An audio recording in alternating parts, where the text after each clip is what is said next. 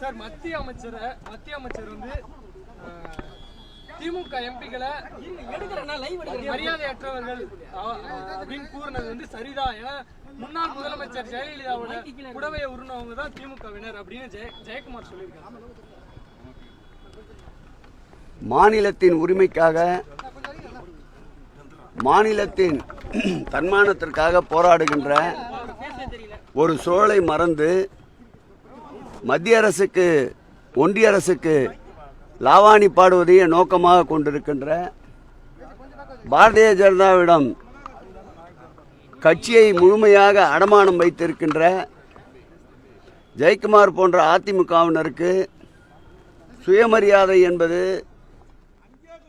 அறவே பிடிக்காத ஒன்று. ஒன்றியத்திற்கு சிம்ம சொப்பனமாக திகழ்கின்ற எங்கள் முதல்வருடைய நடவடிக்கையை மக்கள் முழுமையாக ஏற்றுக்கொண்டிருக்கின்றார்கள்.